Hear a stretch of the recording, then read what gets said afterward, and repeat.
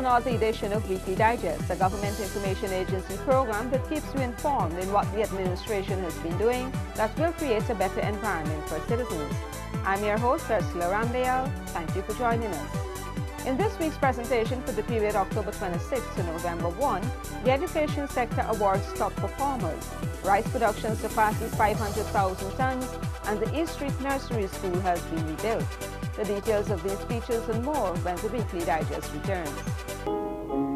Guyana needs the Amalia Falls Hydropower project because all consumers will benefit from cheap and reliable electricity.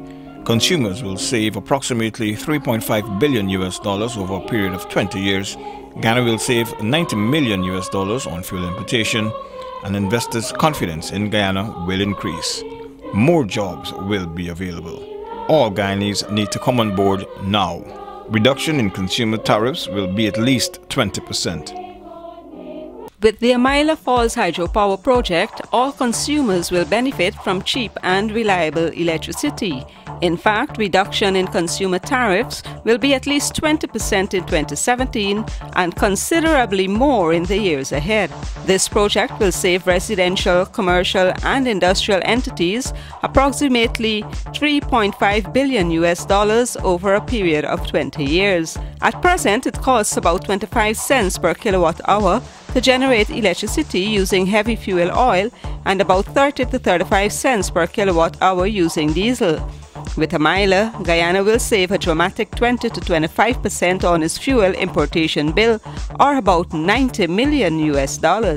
Investors' confidence in Guyana will increase, and the manufacturing and services sector will be significantly boosted. In the climate change arena, Guyana has already taken on a leadership role with its low-carbon development strategy, and with this Amalia project, the country could also become a leader globally for renewable power. This project will add 6 percentage points to real GDP growth during the construction phase alone. The total public debt to Guyana for this project is zero. Cheap energy is vital to the industrialization of Guyana. Thousands of jobs would be created due to industrialization. After 20 years, the hydropower facility will be 100% owned by Guyanese, and it is expected to last 100 years. Millions of taxpayers' dollars have already been spent on the Amalia Falls Hydropower project, which is now in its final stages of achieving financial closure. However, the APNU and the AFC teamed up in Parliament to kill the project without any valid reason, and in so doing taking cheap electricity out of the reach of Guyanese. Frustrating a project of this magnitude at this stage is tantamount to strangling the country's development and putting at stake the future of every man, woman and child. The hard work and dedication coupled with government's education strategy have paid off for students who were recognized by the Ministry of Education. Several students receive awards for outstanding performances at the regional and national educations at the Ministry of Education's 2030 National Awards Ceremony. We celebrate named students here this morning. So we celebrate the top at NGSA and the top at CSEC and the top at CAPE and the most improved school. But for me, these are really representations, these people, these children that we celebrate, these schools that we celebrate, are really representations of the Guyana, the new Guyana that we have before us, that we can justly celebrate, and that we can cheer on, and that indeed we have a duty to celebrate and cheer on. Awards were presented in several categories, including the National Grade 6 Assessment, Caribbean Secondary Education Certificate at Senior and Junior Levels and Science, Carnegie School of Home Economics and Guyana Technical Education Examination, Caribbean Advanced Proficiency Examination, and Siripota College of Education. We in the government feel rewarded and vindicated by your success. The environment within which you have had to study has been an integral part of your success. Since we of the PPPC have been in office, we have been deliberately committed to making the investments that have brought about the successes that Guyana now enjoys. Guyana also recently walked away with 5 of CXC 2013 awards. This is a direct reflection of the People's Progressive Party civic government's initiative and input in the education sector. Plans are being explored for the harnessing of hydropower in the upper and lower Mazaruni. Problems highlighted during several studies in the 1970s have been taken into account, and there are new proposals that have to be studied. Prime Minister Samuel Hinds told Amerindian leaders during the recent National Two-House Conference that while the Mazaruni and Patara rivers are the two largest with the greatest potential for hydropower development, these types of projects take quite a few years to come into existence. In the case of the Upper and Lower Mazaruni projects, studies will be conducted over the course of the next 3 years. We would be proceeding on another stage of study of developing the hydropower potential on the Mazaruni in particular. I must say, for those who are involved in these things, the Mazaruni and the Patara are the two largest, the two rivers with the greatest potential for hydropower development, and we have been looking at the development at the Maila, a small development at the Maila for our own Guyana use. There have been new expressions of interest by multilateral and bilateral sources in redesigning a project that would utilize the country's hydropower potential in keeping with the thrust of renewable energy playing a transformative role in the country, the economy, and the lives of Guyanese citizens. We've had meetings of committee working groups from the Guyana side and the Brazil side working for much of this year, and they made their final report. And we are at the point now where some more work on the ground is to proceed. The government has also been looking at the Maila Falls for a similar development, which has a capacity of about 1,000 megawatts instead of the 165 megawatts that currently exists. Despite the tragedy that befell the Maila project, the government of Guyana remains committed to the development of hydropower. Guyana's rice farmers have produced a record production surpassing the 500,000 tons that was targeted for the entire 2013. And based on the current outlook, last year's production record may be exceeded by 100,000 tons. On Monday, the 21st of October, for the first time in our history, we reach a goal that many people in this country said would be impossible. And those who believe it was possible thought that it would not happen till 2020. On the 21st of October, 2013, Guyana surpassed 500,000 tons of rice in our production. Rice produced by October 21 amounted to 514,000 tons, but there was about 6 to 7% of the cultivated land which is yet to be harvested. At the present time, we are approaching 522,000 tons. I use that number because last year's production was 422,000 tons. It was a record, and for us to break that record with more than 100,000 tons is an astounding story, one that all of Guyana should be very, very proud of.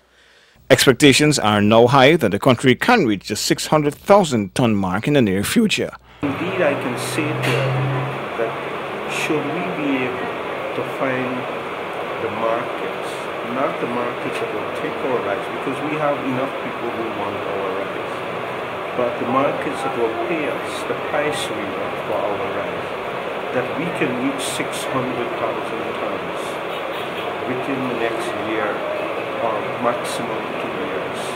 The only thing preventing us from reaching there is that we have to ensure that we have the market that will take our rice at the price that we sell rice for.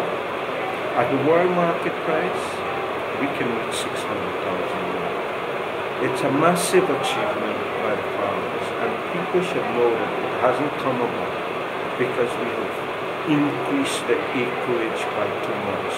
The most important thing is the improved yield. Ghana's had two successive years, 2011 and 2012, of production which has exceeded more than 400,000 tons of rice. The 412,000-ton mark set for 2012 was surpassed by 10,000 tons. A total of 334,000 tons was exported, whilst in 2011 the production was 402,000 tons. There is more of the Weekly Digest after these messages.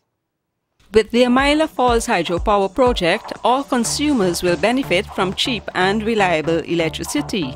In fact, reduction in consumer tariffs will be at least 20% in 2017 and considerably more in the years ahead. This project will save residential, commercial and industrial entities approximately $3.5 billion over a period of 20 years. At present, it costs about 25 cents per kilowatt hour to generate electricity using heavy fuel oil and about 30 to 35 cents per kilowatt hour using diesel. With Amaila, Guyana will save a dramatic 20 to 25% on its fuel importation bill, or about $90 million. Investors' confidence in Guyana will increase, and the manufacturing and services sector will be significantly boosted. In the climate change arena, Guyana has already taken on a leadership role with its low-carbon development strategy, and with this Amaila project, the country could also become a leader globally for renewable power. This project will add 6 percentage points to real GDP growth during the construction phase alone. The total public debt to Guyana for this project is zero. Cheap energy is vital to the industrialization of Guyana. Thousands of jobs would be created due to industrialization. After 20 years, the hydropower facility will be 100% owned by Guyanese, and it is expected to last 100 years. Ghana needs the Amaila Falls Hydropower project because all consumers will benefit from cheap and reliable electricity. Consumers will save approximately $3.5 billion over a period of 20 years. Ghana will save $90 million on fuel importation, and investors' confidence in Guyana will increase. More jobs will be available. All Guyanese need to come on board now. Reduction in consumer tariffs will be at least 20%. Thanks for staying with us on the Weekly Digest. Government continues to invest in ensuring the provision of facilities to enable better learning. To this end, the East Street Nursery School in Georgetown was recently rebuilt to the tune of $38 million. Minister of Education Priya Manichan urged the teachers and parents of the school to help the sector achieve greater heights by ensuring the school works at its best. The school was rebuilt by R. Basus and Sons Construction and was handed over to the school on the afternoon of Friday the 14th of September 2013. Teachers worked tirelessly beyond the call of duty to ensure the school was ready for reopening on Monday the 16th of September 2013. The physical environment of East Street Nursery is now much more conducive, comfortable and spacious, even though it is not the required standard space, and a much more cooler one, which will enable us to achieve our aim. When I said to you that we are the best place we have ever been in this country, I was telling you the truth. But our best days are yet to come. And those best days are in your little children, your offspring. And so today, let us make sure that we commit ourselves, each of us, ministry, head teacher, teachers, parents, to make sure that this best for Guyana, this best that resides in your little ones, that we can do, that we will do what we have to do to make sure it comes out of them, so that Guyana gets the benefit from that, so that the world gets the benefit from what your children have to offer. East Street Nursery School was founded in January 7, 1968 by the former headmistress of the Winford Gardens, Winfred Finance. This new school is one of two that were recently commissioned. The other two are the Diamond and Betterfield Acton Nursery School. The Youth Entrepreneurship and Apprenticeship Program, YEAP, which was launched in several hinterland regions, is moving apace, and communities are benefiting from the services of community support officers. Over the past few months, the Ministry of Amerindian Affairs has been engaging hinterland communities, implementing the Youth Entrepreneurship and Apprenticeship Program, recruiting hundreds of youths between the ages of 16 to 40 from Regions 1, 7, 8, and 9 as community support officers. The program is aimed at developing young Amerindians in the various villages and communities through the creation of job opportunities, building capacity, and strengthening their individual interests and skills. The project will engage the youth for beyond 6 months. It will engage them beyond maybe a year, maybe 2 years, 3 years. It depends on the success of how we make this into a model whereby at the community level, for those who still cannot afford the opportunity to pay for their tuition outside of their community on their own because of still the limited space that we have in all the institutes that I have mentioned. We need to capture them, we need to ensure that they have a chance in life, we need to ensure that they provide service to their community. Placement of these community support officers in the various offices was done with the majority being assigned to the various Amerindian village councils. The Guyana Forestry Commission, Regional Democratic Councils, and the Ministry of Education and Health also accepted some of the community support officers to their respective hinterland offices. Additionally, specialized training in areas such as agriculture, aquaculture, bookkeeping, small business, infrastructure, and other areas are also ongoing in collaboration with other government ministries. The project was conceptualized based on my visits, the Tushau's from time to time over the various NTC. Every time you analyze the completion of a meeting, the completion of an outreach, the most striking and the most numerous requests that have come across all of those meetings, including the NTC meetings prior to this one, was the issue of youth engagement. And today, if you listen to yourselves, again, it is a resounding issue about support for youth development, sports development, jobs for youths, training for youths. Sometimes we say things, but we do not listen to ourselves. And it's based on those, as you say, striking number of times which over the years we've been following and analyzing, that we actually decided to heed the call of President Donald Ramotar. The Youth Entrepreneurship and Apprenticeship Program is part of government's commitment to youth development and advancement and investment in the lives of indigenous people. The Health Ministry's medical outreach program has been proving very beneficial to Guyanese. Recently, over 400 residents in Wakenham took advantage of an outreach at Mariah's Pleasure Primary School. The two-day outreach offered services such as general checkup, visual inspection using acetic acid, VIA screening, eye and blood pressure testing, and blood donation. Persons, especially youths, were educated on VIA screening and cervical cancer. So they'll be screening the visual capacity of the residents here, and there are lots of them waiting outside that particular room where eye testing is being done, and they will be given the necessary recommendations up to and including referral to the Portmorant National Ophthalmology Hospital for cataract surgery or for treatment of glaucoma. On the other hand, it might be simpler, they might need spectacles. Those spectacles will be manufactured and delivered to these patients for a minimal fee. While on the island, the minister took the opportunity to visit some patients at their homes.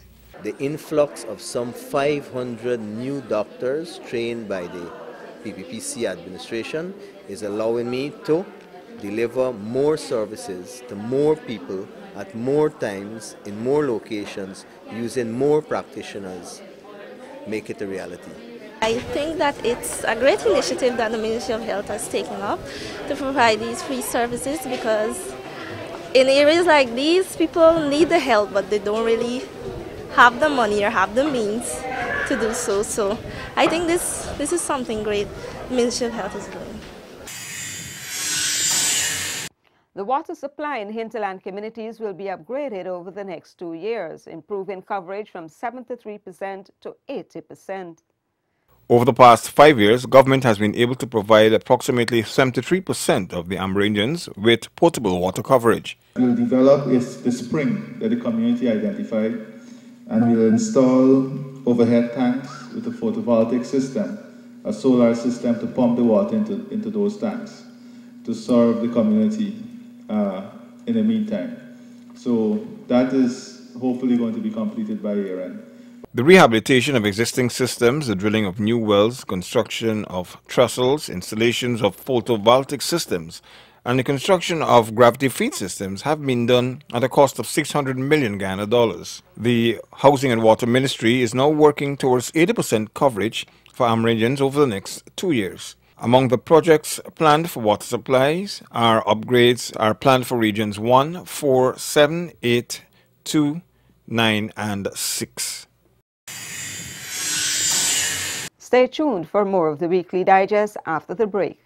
With the Amaila Falls Hydropower Project, all consumers will benefit from cheap and reliable electricity. In fact, reduction in consumer tariffs will be at least 20% in 2017 and considerably more in the years ahead. This project will save residential, commercial, and industrial entities approximately $3.5 billion over a period of 20 years. At present, it costs about 25 cents per kilowatt hour to generate electricity using heavy fuel oil and about 30 to 35 cents per kilowatt hour using diesel. With Amaila, Guyana will save a dramatic 20 to 25% on its fuel importation bill, or about $90 million. Investors' confidence in Guyana will increase, and the manufacturing and services sector will be significantly boosted. In the climate change arena, Guyana has already taken on a leadership role with its low-carbon development strategy, and with this Amaila project, the country could also become a leader globally for renewable power. This project will add 6 percentage points to real GDP growth during the construction phase alone. The total public debt to Guyana for this project is 0. Cheap energy is vital to the industrialization of Guyana. Thousands of jobs would be created due to industrialization. After 20 years, the hydropower facility will be 100% owned by Guyanese, and it is expected to last 100 years. Guyana needs the Amaila Falls Hydropower Project because all consumers will benefit from cheap and reliable electricity. Consumers will save approximately $3.5 billion over a period of 20 years. Ghana will save $90 million on fuel importation, and investors' confidence in Guyana will increase. More jobs will be available. All Guyanese need to come on board now.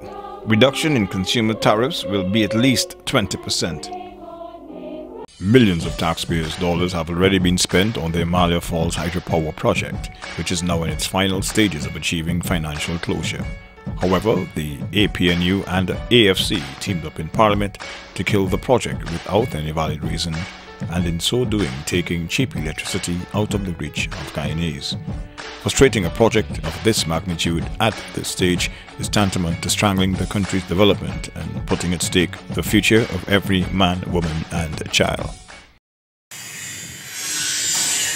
During Cabinet's statutory meeting at the Office of the President on October 29, His Excellency President Donald Ramotar and ministers of the government discussed several issues of national concern. The media was subsequently briefed on Cabinet's deliberations. At its July 29 statutory meeting, Cabinet gave its no objection to contracts for the agriculture, education, legal affairs, housing and water sector, along with public works and security sectors. Cabinet Secretary Dr. Roger Luncheon has questioned the motives of the Partnership for National Unity, APNU, in criticizing the Anti-Money Laundering and Countering of Financing of Terrorism Amendment Act, which they have declined to participate during most of the Select Committee meetings to discuss the vital piece of legislation. It's not APNU that has to be satisfied with this bill. I must repeat again that this bill is CFATF bill. Guyana has to satisfy CFATF requirements. CFATF has dictated and will continue to dictate the anti-money laundering bills of the world, of states that specifically are treaty bound under the CFATF, under the FATF. The government will be moving ahead with plans to put forward its nominees as part of the process to amend the Procurement Act, according to the Cabinet Secretary. We undertake, the government does, to identify government nominees for parliamentary consideration to sit on the Public Procurement Commission subsequent to the enactment of the amendment. The recently concluded National Two Shows Council's conference was deemed a success and, according to Dr. Luncheon, illustrated government's consideration and protection of Amerindians' welfare with a host of measures discussed and implemented. 2 resolutions were near unanimously adopted during the course of the 2013 National Two Shows Council.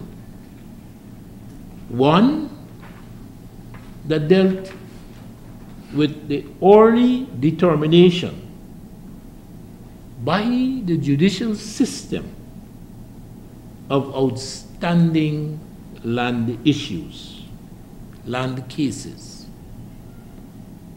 And the second one, the negative impact on Amerindian welfare and developments that were caused by unfair decisions of political parties. And with those features, we have come to the end of this edition of Weekly Digest. But before we go, here is a recap of the highlights. Education sector awards top performers. Rice production surpasses 500,000 tons, and the East Street Nursery School has been rebuilt. Please note that the Weekly Digest and other government information can be found on our website, www.gina.gov.gy, or you can send us your comments and suggestions at gina@gina.gov.gy. Join us again next week as we highlight more of government's programs and policies which are enhancing the lives of Guyanese. I'm Ursula Rambiel. You have a safe week ahead. Goodbye.